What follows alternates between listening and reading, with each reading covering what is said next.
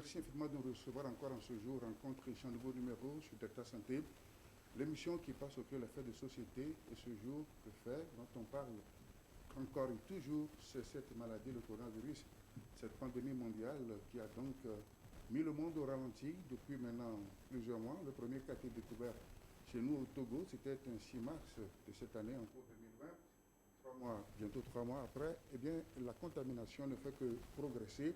Est-ce que les mesures de riposte ne sont pas à la hauteur de la gravité de la situation? Est-ce que ce sont les populations qui ne respectent pas convenablement les gestes barrières?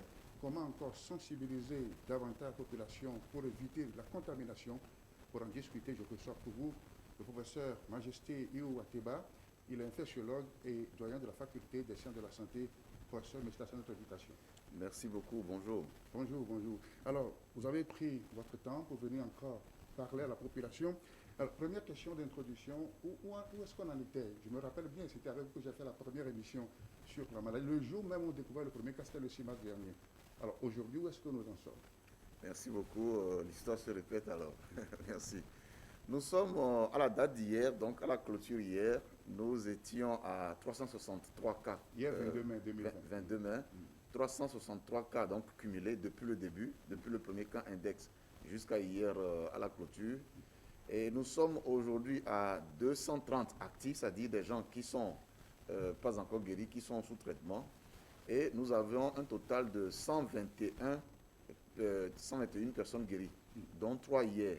Et précisons qu'à la journée d'hier, nous avions eu 9 nouveaux cas. C'est ça, de contamination. Et nous sommes toujours à 12 décès. Heureusement que les décès, à un moment donné, ont stagné, ça ne progressait plus, heureusement d'ailleurs pour nous.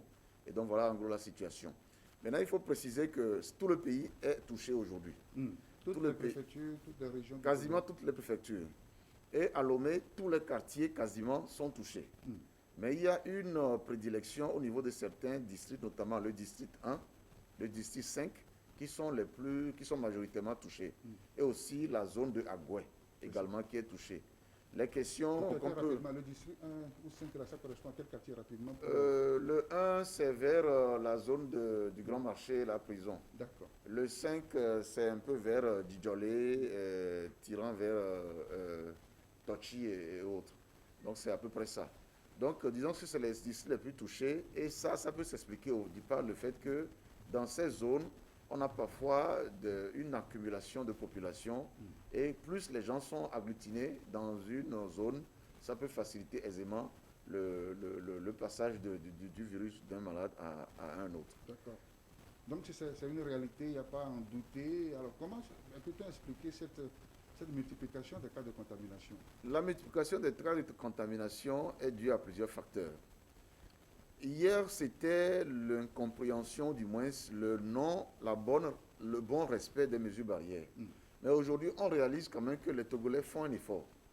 Quand vous prenez aujourd'hui la rue, vous vous rendrez compte qu'un grand nombre de gens quand même portent le masque et essaient de faire un effort. Il faut encourager ça et les féliciter pour cette adhésion aux mesures du programme national.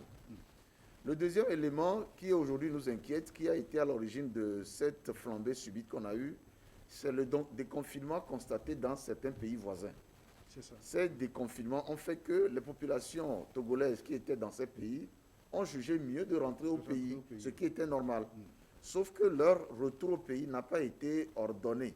Ordonné en ce sens que si ce déconfinement avait été fait un peu en accord avec nos autorités, ils auraient certainement pris des mesures d'accueil de ces compatriotes pour faire en sorte que ces gens ne rentrent pas avec la maladie, ou si c'était le cas, qu'on puisse les contenir quelque part, les dépister avant qu'ils n'intègrent la population. Ceci n'étant pas, on a constaté donc un afflux de ces personnes qui aussi ont contaminé d'autres personnes une fois arrivées. Donc c'est un peu ça. Je précise aussi qu'aujourd'hui, autant le mal au début était intimement lié aux voyageurs qui venaient d'Occident, aujourd'hui c'est les voyageurs au niveau de la sous-région. Et de plus, le mal a quitté les voyageurs pour entrer dans les communautés. Et c'est monsieur n'importe qui s'infecte, madame n'importe qui, c'est tout le monde qui s'infecte. De la ménagère à l'agent de sécurité, au PDG, tout le monde. Et aujourd'hui, on voit un peu toutes les catégories socio-professionnelles qui sont touchées. C'est ça. Alors, il faut renforcer encore les mesures ou bien d'autres règles qu'il faut accentuer, sensibiliser la population.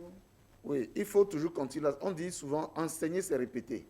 Donc, chaque jour, nous devons sensibiliser les gens, encourager les gens à ces mesures barrières, que je précise rapidement. Oui. La première chose, c'est faire en sorte, les mesures barrières, c'est qu'est-ce que je fais pour que de moi vers autrui, il n'y ait pas un véhicule de ce virus. Et pareillement, d'autrui vers moi, qu'est-ce que je fais pour que je ne sois pas contaminé.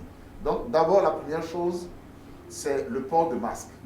Si nous portons le masque, nous contenons dans notre bouche, du moins dans le masque, tout ce qui sort de notre bouche et qui sort aussi de notre respiration ou lorsque nous éternuons. Professeur, pour des raisons pédagogiques, parce qu'il y a beaucoup de choses qui se disent. Dans quel cas porter justement le masque? Le malade ou l'homme sain ou celui qui développe les symptômes ou bien qui ne les développe pas? Aujourd'hui, le port de masque est systématique. Obligatoire. Qu'on soit sain, qu'on soit malade, qu'on soit dans la rue, il faut porter systématiquement le masque. Parce que le masque a deux rôles. Le premier rôle, c'est si j'ai des choses en moi, que ça ne puisse pas quitter et envahir mon environnement pour infecter les autres. Le deuxième rôle, c'est s'il y a des choses autour de moi, que le masque bloque pour que ça ne rentre pas dans mon nez ou dans ma bouche. Donc, c'est les deux rôles. Alors, le masque, aujourd'hui, les connaissances ont évolué. Au départ, on avait dit que c'était les malades ou les personnels soignants. Aujourd'hui, ce discours ne le tient plus. Le masque, c'est tout le monde. Il faut protéger tout le monde. Au Togo, dans son véhicule, quand on est seul dans son véhicule, les vitres fermées, généralement, on n'a pas besoin de mettre le masque. On peut au moins se soulager un peu. Mais dès lors qu'on sort dehors, il est mieux de porter le masque.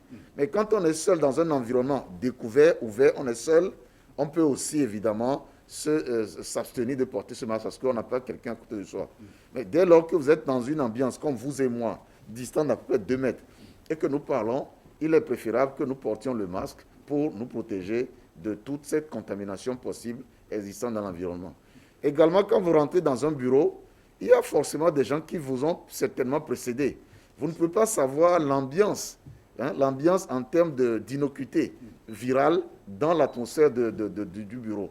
Il vaut mieux, quand vous rentrez dans un milieu inconnu que vous ne maîtrisez pas, il vaut mieux porter le masque pour vous protéger d'une contamination possible. Ce qui veut dire que c'est bien démontré que le virus est dans l'atmosphère, dans l'air, à l'air libre. Le virus, il est dans l'atmosphère lorsque on est dans un environnement proche. Puisque, évidemment, ce n'est pas la respiration qu'on se contamine. Donc, pour qu'il soit dans l'air qu'on respire, c'est qu'il s'est retrouvé dans l'environnement. Et quand je dis environnement ici, ce n'est pas que l'air que nous respirons. Le virus, aujourd'hui, a été retrouvé dans les eaux de ruissellement, ça a été retrouvé dans les rivières, ça a été retrouvé dans les latrines, dans les eaux d'évacuation, les eaux usées.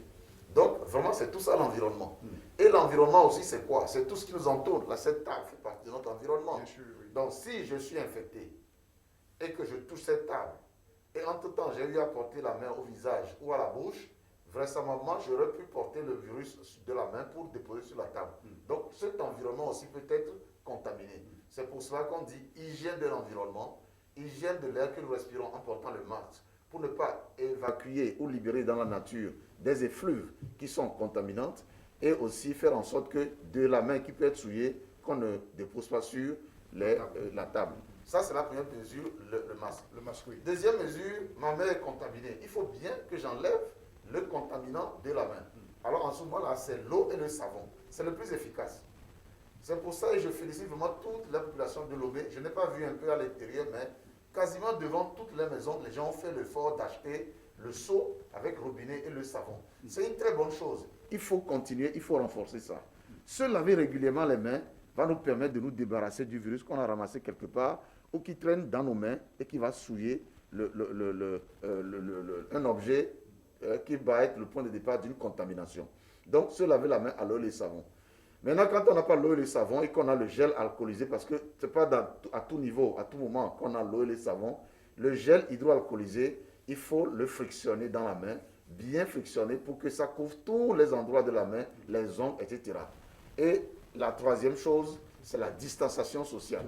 Oui. Parce qu'on sait que le virus, quand il est libéré des voies respiratoires, après 1 mètre, il peut tomber sur le fait de la pesanteur. Mais aujourd'hui, nous disons, quand on peut être davantage, plus éloigné l'un de l'autre, 2 mètres ou plus, c'est encore une bonne chose. Et enfin, la troisième chose, ça je crois que les Togolais ne le font plus, se serrer la main, s'embrasser, se regrouper quelque part à plusieurs. Je crois qu'aujourd'hui, c'est des choses que nous avons appris à faire. Et c'est vraiment le fer de lance dans la lutte contre le Covid-19. Le traitement médical n'est pas la solution. Construire des hôpitaux n'est pas la solution.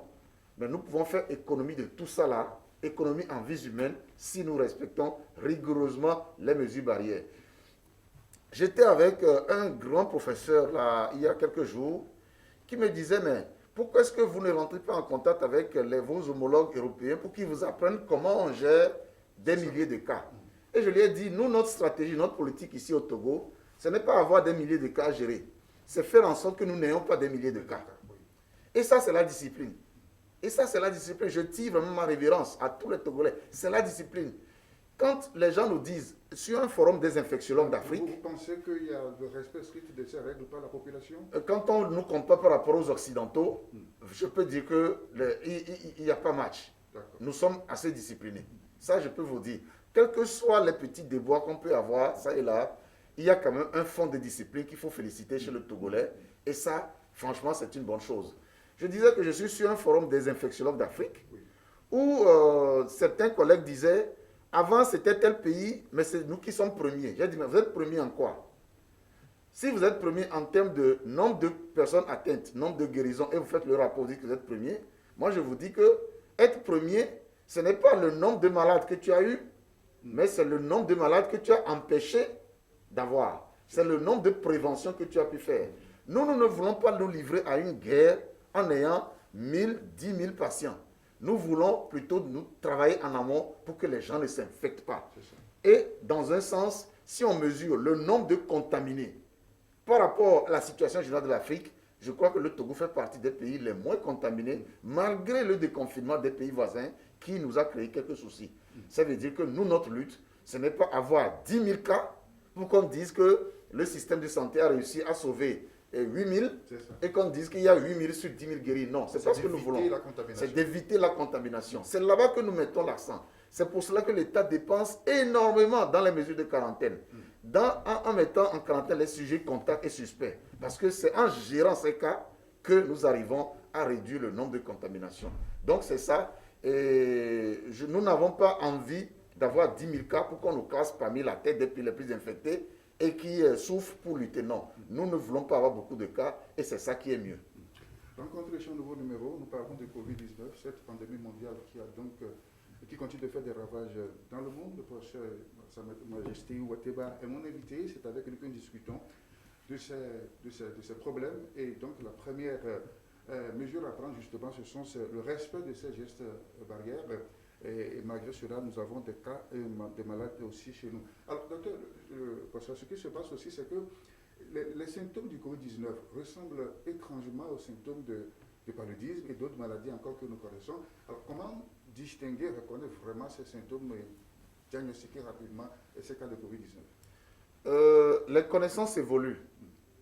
Et ne tombions pas dans le piège de croire que des signes se ressemblent et ça fait qu'on va pouvoir reconnaître un Covid-19 d'une seule perfection. D'abord, la grande majorité des gens, dans notre expérience au Togo, à peu près 55% des gens n'ont rien du tout. C'est-à-dire qu'ils peuvent nous boxer, vous et moi. Ils peuvent courir, ils peuvent jouer au foot. Ils n'ont rien du tout. C'est ça.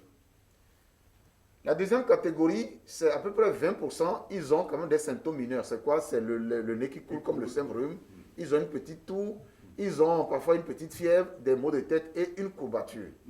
La troisième catégorie qui ont des symptômes un peu évolués, qui nous préoccupent quand même, c'est les gens qui ont des douleurs thoraciques, qui ont des difficultés à respirer et qui ont vraiment une gêne, un inconfort.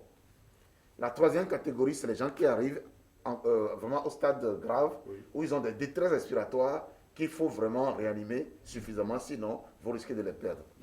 Ça, c'est de façon générale. Vous voyez que cette description n'est pas pathognomonique, c'est-à-dire n'est pas vraiment typique de la maladie.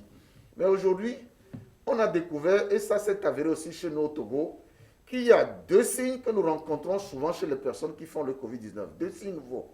Qui, eux, cette fois-ci, sont des signes vraiment qu'on peut caler sur cette affection.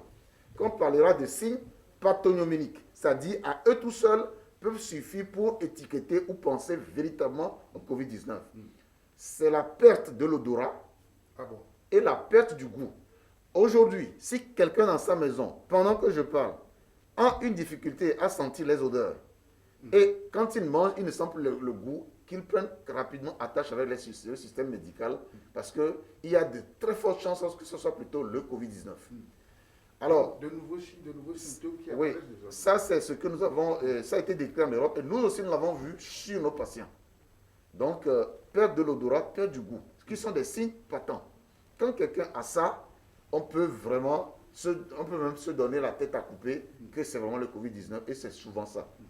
C'est des signes nouveaux que ce virus apporte et qui lui est singulier. En dehors de ça, il y a la fièvre, il y a les autres signes dont j'ai parlé qui sont assez communs.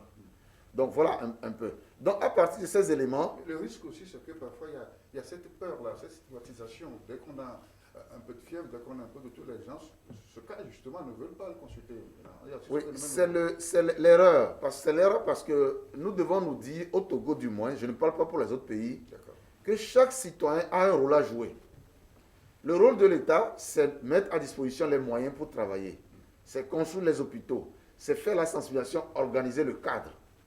Mais le rôle du citoyen, c'est dire que le mal ne doit pas passer par moi. Donc, dès lors que j'ai un problème, il faut que je puisse aller vers les centres de dépistage pour me faire dépister. Parce qu'en se dépistant, il y a beaucoup d'avantages. Le premier, vous-même, vous vous protégez. Parce que la maladie peut avoir une évolution inattendue. Et si on ne vous prend pas en charge à temps, vous perdez la vie. Le deuxième, c'est protéger votre entourage. Tout le monde a un entourage. Soit c'est des amis, ou c'est votre épouse, ou époux, ou c'est vos parents. Donc, il faut penser à eux.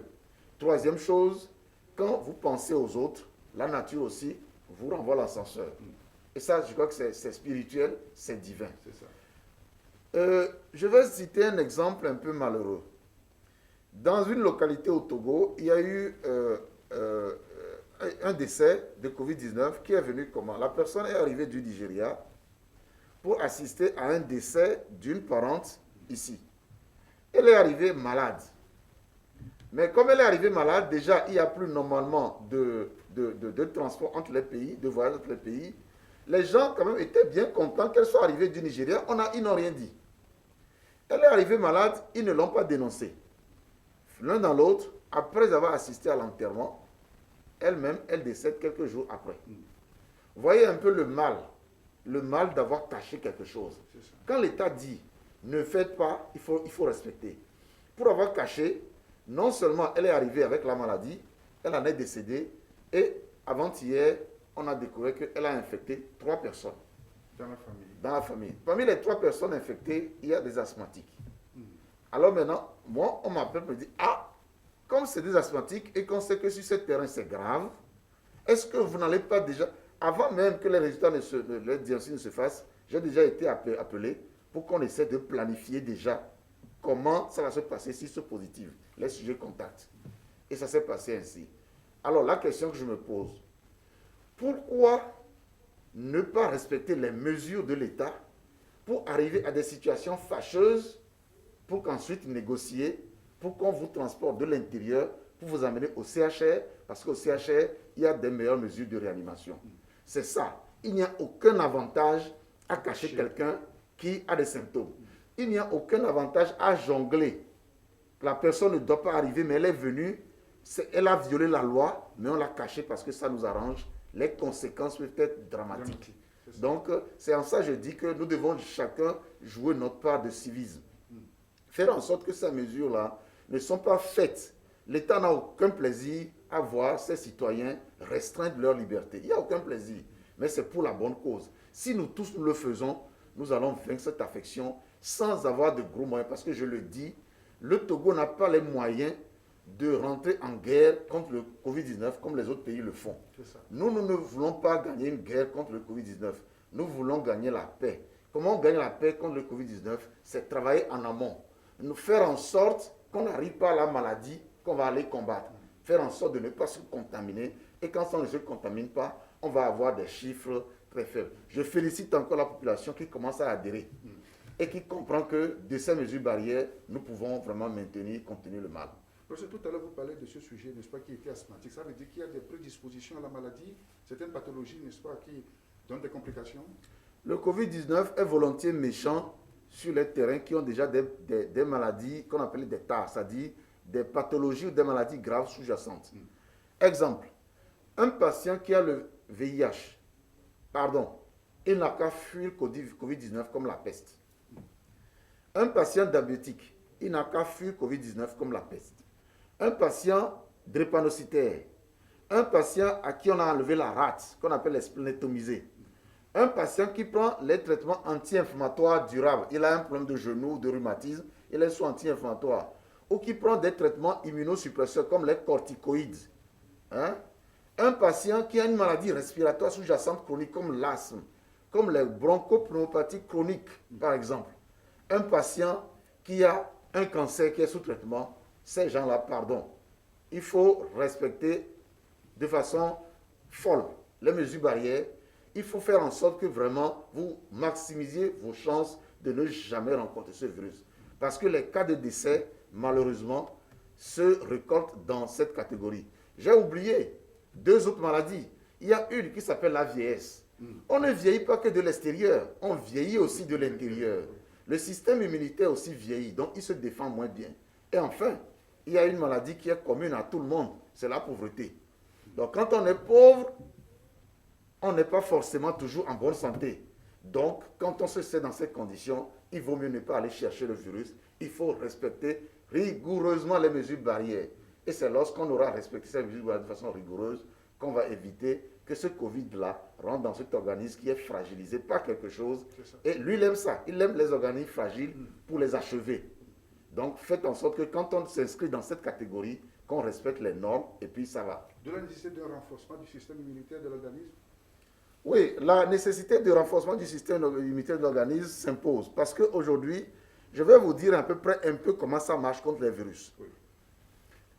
Un virus, nous l'avions dit, nous le dirons toujours, il n'existe pas un médicament qui tue un virus. Il n'y en a jamais eu hier, il n'y en a pas aujourd'hui, et je ne pense pas qu'il y en aura demain.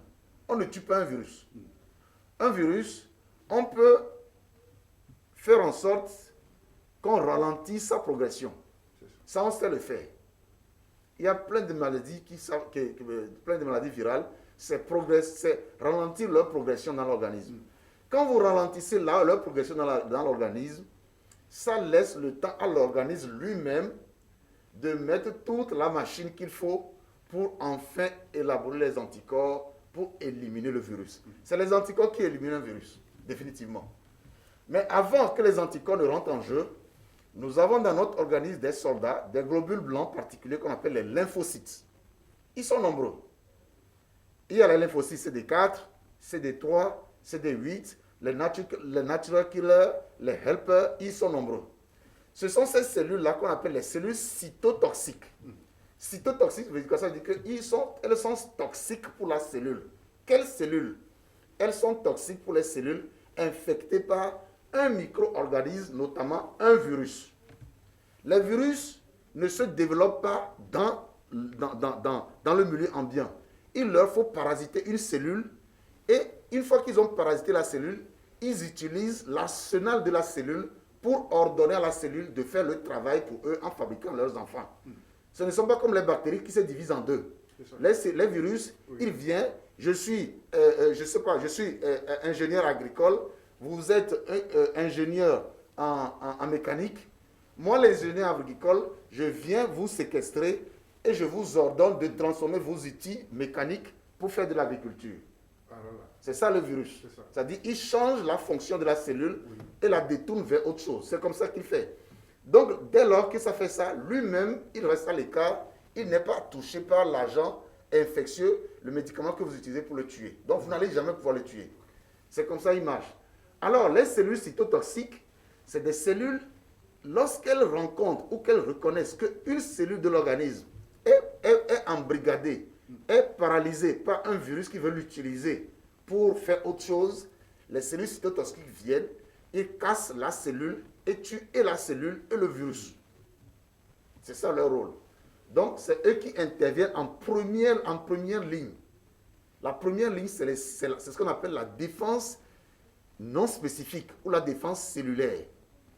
Si votre organisme en a suffisamment, vous réagirez plus vite vers cet agresseur viral, ce qui laisse le temps à l'organisme de se préparer pour fabriquer les anticorps qui viendront nettoyer complètement. Maintenant, quand vous êtes une personne âgée, je dis qu'on ne vieillit pas que de l'extérieur, on vieillit aussi de l'intérieur. Donc, vos soldats sont vieux. Les lymphocytes cytotoxiques qui viendront tuer la cellule et le virus à l'intérieur sont vieux et ils le font mal. Quand vous êtes immunodéprimé, c'est pareil, ils le feront mal. Quand vous prenez un traitement comme les corticoïdes, ils le font mal.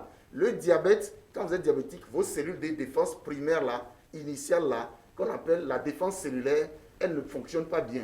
C'est pour cela que la première défense étant franchie, le virus arrive aisément à vous tuer avant que votre organisme ait eu le temps de fabriquer les anticorps. C'est comme ça que ça marche avec les virus. Une fois que votre organisme a bien géré cette phase primaire qui est d'attaquer le virus directement par les soldats qui sont les lymphocytes, CD8, CD3, CD4, Natural Killer Helper et tout ça, la deuxième phase maintenant, c'est l'organisme s'approprie le virus, l'identifie et lui fabrique l'anticorps spécifique. C'est ce qu'on appelle la défense immunitaire spécifique. C'est comme ça que ça marche avec les virus. Donc c'est celui qui aura réussi à se donner de bonnes aptitudes de santé pour que ces cellules soient revigorées, c'est celui-là qui va mieux réussir à lutter. Et ça, on le voit chez le jeune. C'est pour ça que les jeunes qui n'ont pas un problème de maladie sous-jacente se défendent bien. Par rapport aux personnes âgées. Par rapport aux personnes âgées, par rapport aux drépanocytaires, par rapport aux personnes VIH, par rapport à ceux qui sont stigmatisés, par rapport aux personnes qui prennent les traitements immunosuppresseurs, etc., etc. C'est pour ça que les jeunes, ils ne développeront pas beaucoup de signes. Il va être robuste, il va éliminer la maladie de façon aisée parce que ces cellules de défense primaire non spécifiques sont compétentes. Et après, quand le mal est détruit de la sorte, l'organisme ne fait que suivre. Mais celui qui n'aura pas pu le faire bien au départ, c'est celui-là, le virus va envahir son organisme, va atteindre l'intérieur des poumons. Et là, en ce moment, même si il développe les anticorps après, les conséquences que le virus aura créées sur son poumon vont faire que, même s'il développe les anticorps, il n'a aucune chance de s'en sortir. Nous avions eu un patient qui est décédé. Quand il était décédé, il n'y avait plus le virus. Ah bon? Il était déjà guéri sur le plan du virus, mais il est quand même décédé. Ça veut dire que l'organisme a réussi à fabriquer les anticorps trop tard, au moment où le virus a déjà détruit le poumon. Donc, il a guéri de l'infection virale, mais il est mort des conséquences laissées par le virus. C'est pour cela que très tôt, il faudrait que vous ayez un organisme qui lutte contre le virus par le biais des cellules de défense primaires qui sont la première barrière, la première ligne de défense de l'organisme. Voilà en gros comment ça marche. Et le traitement donc médical découle de la compréhension de ce phénomène. C'est pour cela que le traitement contre et ce que je dis n'est pas valable que pour le Covid, c'est pour tous les virus, que ce soit la grippe, la rougeole, la varicelle, le VIH, etc., etc. C'est le même principe, c'est le même phénomène qu'on observe. C'est pour cela que nous sommes parfois mal à l'aise. Quand des gens nous demandent à tout vent, quel protocole vous utilisez, on est mal à l'aise. C'est ça, oui. Parce que... J'allais en venir. Voilà. On parle des cas guéris. Alors, comment vous les guérissez? Que faites-vous pour guérir ces cas-là? Voilà, très bien. Comme je vous ai dit, c'est une course de fond où l'organisme qu'on aura réussi à soutenir suffisamment finit par élaborer ses propres anticorps. Si votre organisme est déjà très compétent au départ, il n'a pas besoin d'être soutenu. Lui-même, il se soutient tout seul. Il se soutient tout seul jusqu'à ce que les anticorps apparaissent. Il y a des malades qui peuvent guérir sans traitement. Parce qu'ils ont un organisme déjà robuste qui est bon, qui n'a pas de problème. Maintenant, quand vous êtes quelqu'un qui n'a pas un organisme robuste au départ, qui sait se soutenir tout seul. Robuste, pas forcément au sens physique. Hein? Non, robuste ne veut pas dire être costaud, à faire 120 kg. Quand vous faites 120 kg, vous êtes un problème. L'obésité, le surpoids devient un problème délétère dans ce cas. Alors, si la personne a un organisme robuste au départ et que cet organisme-là joue son rôle, il n'arrivera pas à la phase fatidique, il va l'élaborer en temps ses anticorps. Maintenant, nous, notre traitement, c'est quoi? C'est faire en sorte, même si vous étiez robuste, on essaye de rendre davantage robuste votre organisme pour qu'il puisse accompagner le mal jusqu'à ce que vous guérissiez par anticorps. Et si vous êtes une personne fragile, là en ce moment nous essayons de compenser la fragilité que vous avez pour que votre organisme tienne le coup jusqu'à passer au moins une semaine et après les anticorps viennent. C'est ça le traitement. Alors, si c'est le diabète qui est votre problème, qui fait que vous risquez de ne pas traîner jusqu'à ce que la guérison arrive, alors nous allons vous renforcer en prenant en charge votre diabète. Si c'est l'hypertension, on le fait. Si c'est un problème d'immunodéficience, on le fait. Si c'est une maladie respiratoire comme l'asthme, etc., on le fait. Donc c'est en traitant. C'est pour ça que j'ai toujours dit, on ne soigne pas la maladie, on soigne le malade. On ne soigne pas Covid-19, on soigne le patient atteint de Covid-19. Si vous êtes arrivé à soigner celui-là, il va résister dans le temps nécessaire que son organisme même prenne le dessus et élimine le virus par voie d'anticorps. Alors, où se positionnent alors les différents traitements proposés? C'est une maladie orpheline. Une maladie orpheline où tout le monde cherche des solutions. Tous les pays du monde entier sont preneurs lorsque quelqu'un dit « Moi, j'ai une trouvaille qui aide ».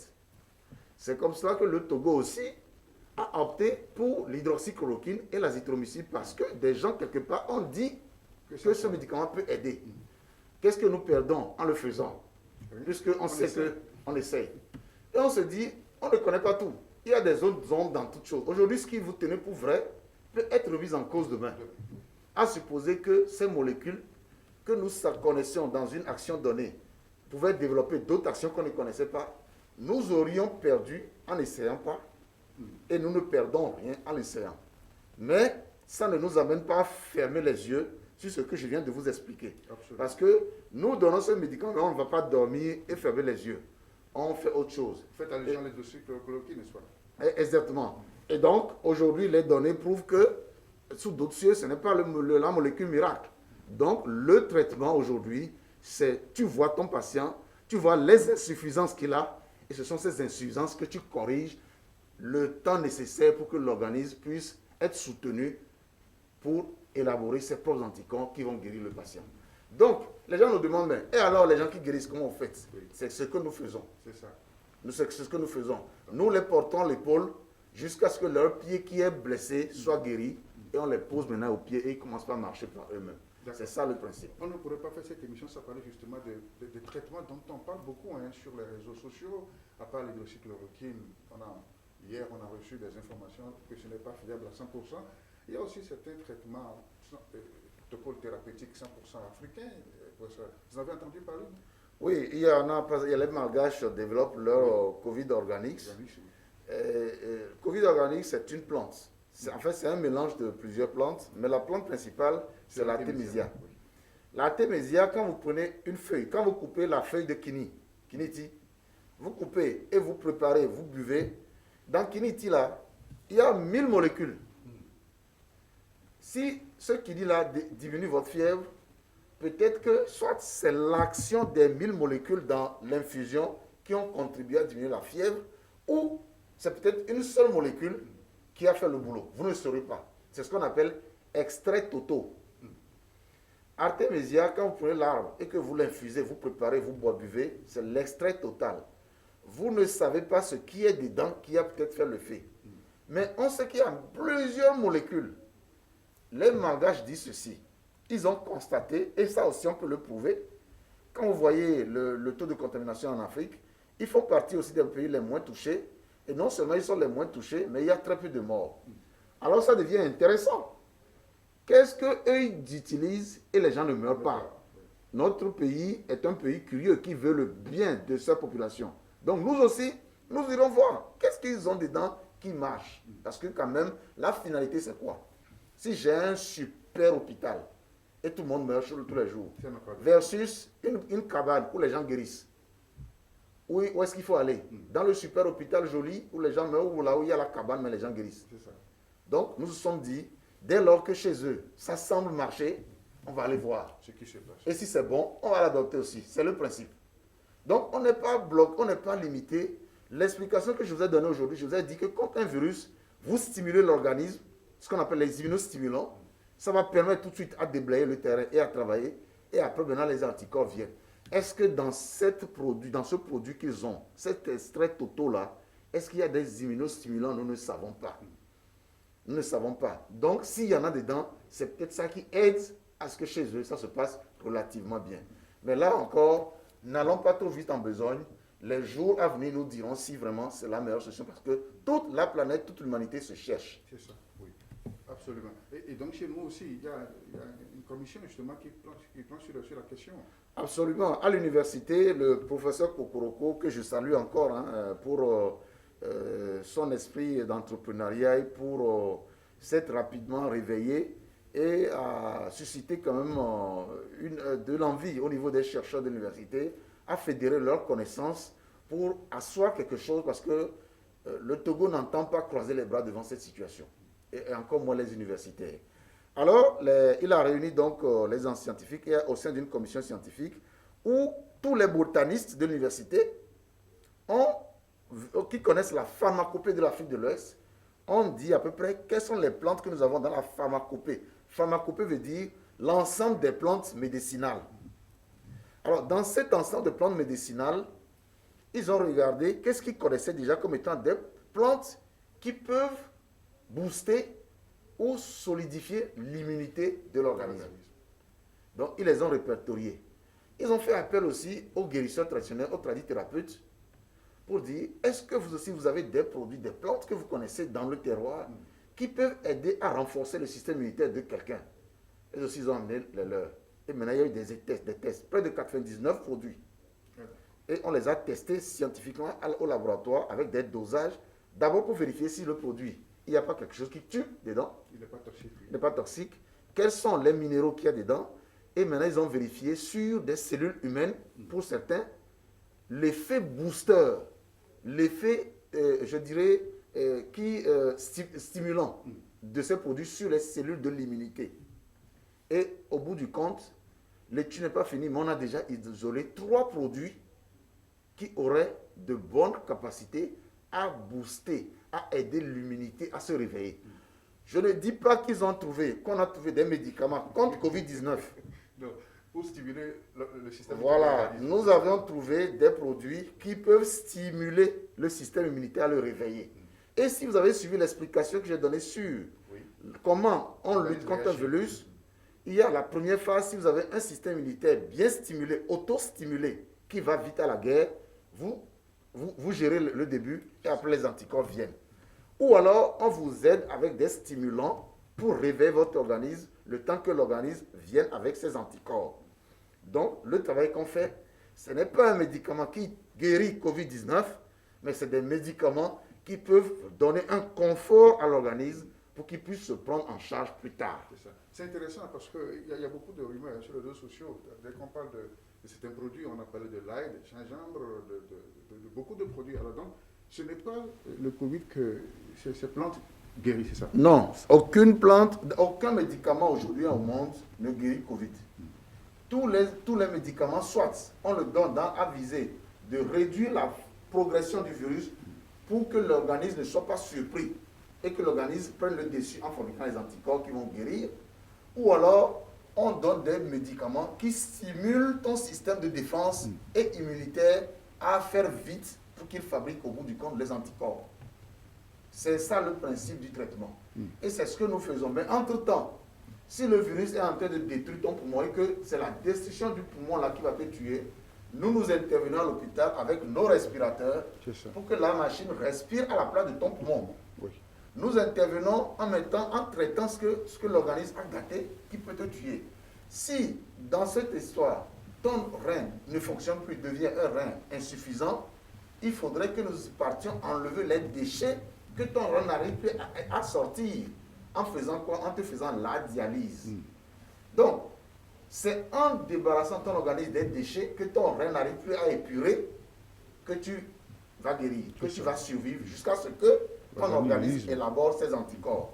Mais si on ne le fait pas, Si on ne le fait pas, les déchets accumulés du fait du rein qui n'arrive plus à épurer parce qu'il est malade vont faire que vous allez mourir avant que tes anticorps n'arrivent. C'est ça ce que nous faisons à l'hôpital. Donc nous traitons les insuffisants de ton organisme pour maintenir ton organisme longtemps solide pour que lui-même, il arrive avec ses anticorps.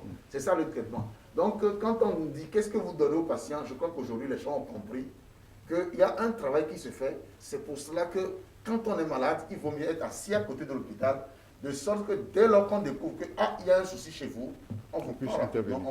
C'est pour ça que l'État togolais a décidé que toute personne infectée, qu'elle soit asymptomatique, c'est-à-dire n'a pas développé les signes, post-symptomatique, c'est-à-dire qu'il y a peu de signes, ou véritablement symptomatique, c'est-à-dire qu'il y a les signes graves, entre autres, que celui-là, qu'il soit sous observation médicale, pour qu'à tout moment, on puisse intervenir si nécessaire. C'est intéressant, puisque jusque-là, le traitement est gratuit, c'est ça? Il est gratuit. Le traitement est gratuit, et ça, c'est une très bonne chose. Il est gratuit, et ça permet vraiment que nous n'accumulions pas des décès dû au fait que le patient n'arrive pas à payer le traitement supplémentaire qui va permettre à l'organisme d'être solide pour survivre et guérir du Covid-19. Donc ça, c'est une bonne chose. On les encourage vraiment à aller. Mais je précise que ça coûte cher.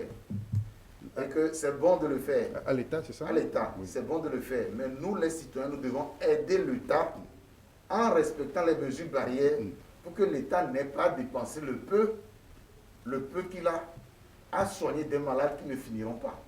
Parce que on n'a fait que prendre des habillés Pierre pour habiller Paul. On a pris l'argent pour construire la route pour aller payer des médicaments. Demain, nous aurons des problèmes de route. On a pris l'argent du paysan, de l'agriculteur pour aller payer des combinaisons. Demain, nous aurons des problèmes de nourriture. Donc, comprenons que ce n'est que prendre de l'argent d'ailleurs pour aller. Donc, nous devons faire en sorte que cette situation ne perdure pas. Et pour qu'elle ne perdure pas, c'est le respect des mesures barrières pour faire en sorte qu'il y ait le minimum de cas. Et quand il y a un minimum de cas, nous allons sauver notre économie. C'est ça. Alors, autre préoccupation, professeur, c'est la question du dépistage. Alors, jusque-là, on ne connaît pas le protocole de dépistage, s'il est systématique, et on nous met souvent, après les chiffres, le nombre de cas dépistés. Si on rendait le dépistage systématique, est-ce que ça ne vous arrangerait pas dans la lutte, dans la riposte? C'est un projet qui est en cours. Le dépistage suppose aussi les machines pour faire le dépistage. Aujourd'hui, ce qui se passe dans le monde, vous avez l'argent, vous arrivez, il n'y a pas la machine. Et il y a même des tentatives qu'on a faites auprès de certains fabricants. C'est des missions qui ont été confiées au conseil scientifique, on a pris des contacts. On s'est rendu compte que c'est au mois de mai qu'il y aura une réunion qui va se faire au niveau de la sous-région. Et c'est à partir de mai maintenant que les gens vont être programmés sur la livraison. Et les premières machines ne seront pas livrées avant octobre-novembre, s'il y aura livraison. Et en plus, c'est tellement encadré que c'est pas parce que tu es riche que toi, tu peux aller tout acheter. Ça sera rationné. Vous voyez un peu, donc, aujourd'hui, tu peux avoir l'argent, mais tu n'as pas la machine. Si la machine était, on pouvait l'acheter comme on achète un téléphone portable, je vous assure que nous aurions déjà eu toutes les machines pour commencer à faire des milliers de dépistages par jour. Parce que l'idée de départ, c'est de dépister 10 000 personnes par jour pendant 3 mois. Ce qui serait très intéressant, c'est-à-dire 900 dépistages sur 3 mois. 900 000 dépistages sur 3 mois. Mais l'idée est là, la volonté est là. Aujourd'hui, on a 15 000, je crois. On a en tout 15 000 depuis le début. Donc, depuis 3 mois bientôt, c'est 15 000 dépistages que nous avons fait. Donc, il y a un problème de consommables, donc de réactifs et de machines pour faire le dépistage. Donc, il y a la volonté de le faire, mais il y a aussi la possibilité de pouvoir le faire. Et je crois que le bas blesse là où il y a, sur la question de la possibilité de pouvoir le faire. C'est important. Nos laboratoires existants aujourd'hui ne peuvent pas faire 10 000 dépistages par jour. Ce n'est pas possible, même si on en a la volonté. Donc ça aussi, c'est un peu... Maintenant, le dépistage se fait de façon ciblée. On ne dépiste pas pour dépister. On dépiste là où on risque de trouver quelque chose, pour qu'on puisse voir comment on apporte la réponse. C'est ce qui se fait aujourd'hui.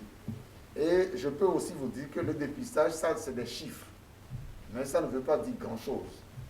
Je vous dépiste aujourd'hui, vous êtes négatif. Vous sortez, vous abandonnez vos mesures barrières, vous vous infectez. En temps, vous brandissez votre résultat. Je suis négatif, je suis négatif. Mais après, Quelques secondes, hein? Quelques secondes, vous êtes infecté. Donc, vous devenez un problème dans quelques jours. Ok. Donc, le dépistage n'est pas un chèque en blanc. Le dépistage, c'est une photo. C'est transversal. C'est un cliché d'un jour. C'est un cliché d'un jour qui donne une situation d'un jour, mais ne donne pas une situation sur la visibilité sur le long terme. Non. Voilà pourquoi le dépistage permet d'extraire dans la communauté des sujets malades, permet d'avoir une idée sur où est-ce qu'il faut agir et comment il faut agir, donne une idée sur ce à quoi on s'attend demain comme action à mener, mais ça ne dit pas que celui-là qui a été dépisté, qu'il est définitivement à l'abri. C'est ça. Parce que tu abandonnes les mesures barrières, demain tu deviens positif. Donc, ça n'a de sens que le jour où on t'a rendu le résultat. D'accord. Docteur, est-ce qu'il arrive que des cas de réinfection encore, c'est-à-dire des malades traités, guéris, qui peuvent encore se réinfecter? Oui, ça c'est arrivé ailleurs. Nous avions observé quelques cas chez nous, ils ne sont pas nombreux, ils sont en retraitement, ce qui amène aujourd'hui à avoir un programme de suivi. Même les gens qui sont guéris, libérés, il faut maintenant qu'on ait un suivi pour voir à peu près dans 1 mois, dans 2 mois, qu'est-ce qu'ils deviennent. Ça arrive. Et je ne vais pas m'étaler ici sur les raisons, sur comment cette situation peut arriver, mais c'est des choses qui peuvent arriver. Tu peux quitter ton mécanicien et tu réalises que la panne pour laquelle tu as amené le véhicule, la panne n'est pas réglée. Et tu retournes. Ça arrive dans la vie. Oui, alors la préoccupation, c'est de trouver finalement un vaccin et la plupart des laboratoires s'y mettent avec beaucoup de polémiques là-dessus, professeur. Oui, le vaccin, c'est la solution. Quand nous voyons sur les réseaux sociaux la mauvaise publicité qui est faite contre les vaccins, il y a des communes, des préfectures où nos agents sont allés dans le cadre de la surveillance de certaines maladies comme la polio, etc. Ils ont été renvoyés par les populations. C'est grave. Quand ce vaccin viendra, nous serons nous-mêmes les premiers à nous vacciner pour peut-être encourager les gens à se dire que c'est du sérieux. Et la lutte que nous menons, c'est tenir le front jusqu'à ce qu'un vaccin arrive. C'est ça la lutte que nous menons. La lutte que nous menons, que ce soit au Togo ou partout au monde, c'est tenir le front. Et les spécialistes, pas avant un an, les spécialistes, c'est ce qu'ils disent. C'est ça. Tenir nos positions jusqu'à ce que le vaccin arrive. Le respect des gestes barrières. C'est ça. Tenir nos positions, c'est le respect des gestes barrières, soigner les gens qui sont malades, espérer qu'ils guérissent, qu'ils retournent à la maison, faire la même chose tous les jours, jusqu'à ce que le vaccin arrive. C'est ça la réalité. Donc, restons à l'écoute de nos dirigeants. Le gouvernement togolais jamais n'amènera dans ce pays un vaccin qui va tuer un Togolais. Puisqu'il y a beaucoup de polémiques, beaucoup de rumeurs, de folles rumeurs d'ailleurs. C'est important, si nous ne faisons pas cette confiance à nos dirigeants, par rapport à Covid-19 et par rapport aux autres maladies, et que chacun, aujourd'hui le mal c'est que chaque téléphone portable est une station d'émission de fausses informations. Chaque détenteur de téléphone portable est un journaliste qui crée son truc et il envoie, il distribue et tout le monde lit. Et comment s'en débarrasser, professeur? Non, c'est ce que nous sommes en train de faire. Voilà. Pour dire aux gens, d'abord, c'est la marque de confiance. Si vous n'avez pas confiance à votre gouvernement, dans ce qu'il fait sur la riposte contre cette affection, on est parti sur de mauvaises bases. D'abord, la première chose, mettons notre confiance dans notre système administratif qui nous recommande les bonnes pratiques pour nous sauver la vie. Voilà. Deuxièmement, ce gouvernement, le jour où on aura un vaccin, c'est ce gouvernement qui ira le chercher, qui après avoir donné toutes les garanties de sûreté, va dire aux Togolais, vaccinez-vous. Donc, si nous avons confiance en notre État, l'État togolais n'apportera pas un vaccin qui va tuer les Togolais. Donc, ce vaccin-là, nous allons le prendre massivement pour définitivement nous protéger. Donc, sur la question du vaccin, si vous avez un vaccin contre le choléra, contre le tétanos, contre la méningite, dans un service public de l'État togolais, dans un hôpital où c'est agréé pour faire la vaccination, ayez confiance. Ce n'est pas du mauvais vaccin, ce n'est pas un vaccin frotté, c'est du bon vaccin. Le jour où on sera arrivé pour Covid-19, ça sera pareil. Donc cette confiance est importante. Les gens qui vont créer des fausses informations pour décourager les gens d'aller se faire vacciner, ces gens-là auront fait plus de mal que de bien. Le moment venu, le gouvernement togolais nous enverra, lorsqu'on trouvera un vaccin, le meilleur vaccin qui ne tuera aucun Togolais. Peut-être dernière question. Dans l'état actuel des choses, pensez-vous qu'on peut rouvrir les écoles, les lieux de prière, les lieux de culte, nos amis musulmans sont en fait ce dimanche.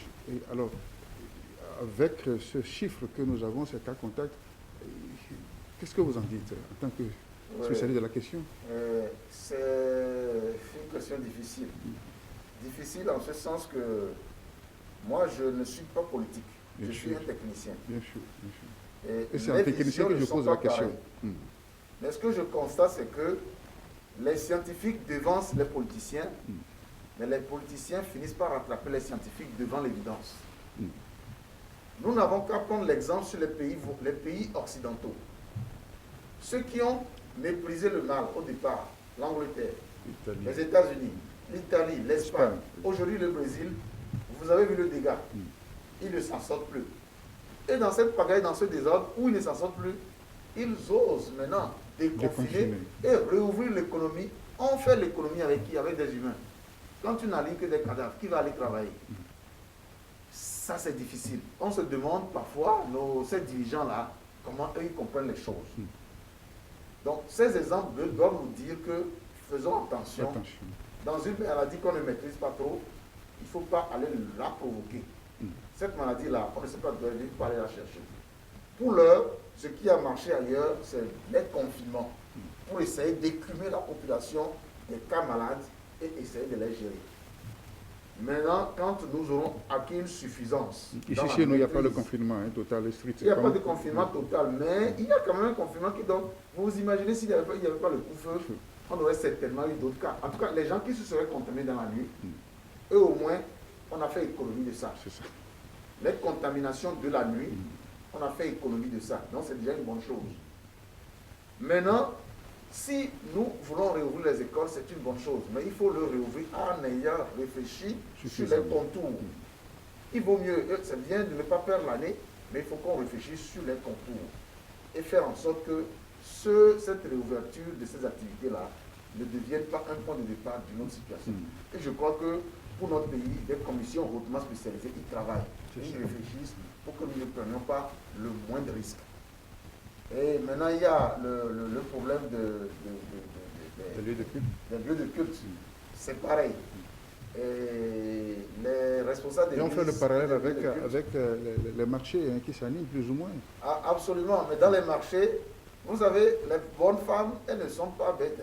Il faut aller au grand marché, dans les marchés, de voir qu'elles ont leur bout de tissu au nez. Et vous savez, les gens qui ne sont pas très instruits, mais quand ils comprennent quelque chose, ils le font très bien. Ils le font très bien. Aujourd'hui, c'est nous qui savons lire et écrire, qui trouvons parfois que, quand on n'est pas trop nombreux, on peut ne pas porter le masque. Mais les gens qui ne sont pas allés très loin dans les études, quand ils ont compris quelque chose et qu'ils se le saisissent, ils l'appliquent bien. Ils l'appliquent bien. Donc pour ça, moi je leur fais confiance. Si on respecte la distanciation sociale dans les marchés et que surtout on arrive à subventionner les masques à coût réduit, je pense qu'on peut faire confiance à ces femmes du marché. Et pour vous donner un exemple, le faciès épidémiologique, c'est-à-dire la manière dont l'épidémie évolue dans notre pays, on le trouve dans nos hôpitaux au CHR entre autres. Le nombre de femmes du marché hospitalisées, ils ne sont pas plus nombreux que les agents de sécurité. Ils ne sont pas plus nombreux que les ménagères. Ils ne sont pas plus nombreux que les agents de santé. C'est pour vous dire que parfois on va aller chercher le mal là où il n'est pas. Ces femmes du marché, si on leur met de quoi se laver la main, si on les sensibilise entre elles et qu'on leur donne le masque, je peux vous assurer qu'on sera étonné qu'elles iront mieux loin là où nous pouvons les espérer. Donc les marchés, il faut toujours continuer la sensibilisation. Les lieux de culte, il faut dire aux gens, vraiment je pense que ce n'est pas encore le moment, attendons encore un peu. Le moment viendra où on va rattraper tout ça. Rencontre d'échange, cette émission tire à son frère les questions du Covid-19 dans notre pays. Les mesures ripostent et barrières, comment donc sensibiliser la population pour plus d'éveil de conscience face à ce mal. Le professeur Aïmou Teba était donc mon invité. Docteur, un dernier mot? Le dernier mot, c'est la discipline. C'est la discipline. Restons disciplinés. Vous insistez là-dessus. Oui, c'est la discipline. Restons disciplinés et je crois que la population aussi essaie de suivre. Restons disciplinés et il n'y a que la discipline qui puisse sauver un pays modeste comme nous. On n'a pas des milliards. Il ne faut pas se leurrer. Nous n'avons pas des milliards. Nous n'avons pas du pétrole. Nous n'avons pas de l'or, du diamant. Et même quand tu en as aujourd'hui, l'or et le diamant n'ont plus de valeur. Qui va l'acheter? Tout le monde pense à Covid-19. Donc quand on est dans cette situation et qu'on se reconnaît faible dans cette situation, il vaut mieux ne pas chercher de bagarre. Il faut respecter les mesures barrières qui ne coûtent presque rien, mais qui sauvent quand même la vie. Merci, professeur Ouatteba, pour ce temps passé en studio. Nous expliquons cela. Mes téléspectateurs, c'est la fin de ce numéro de rencontre et échange. Prenez soin de vous, prenez soin des autres, en respectant les mesures barrières. Au revoir et à très bientôt. Merci.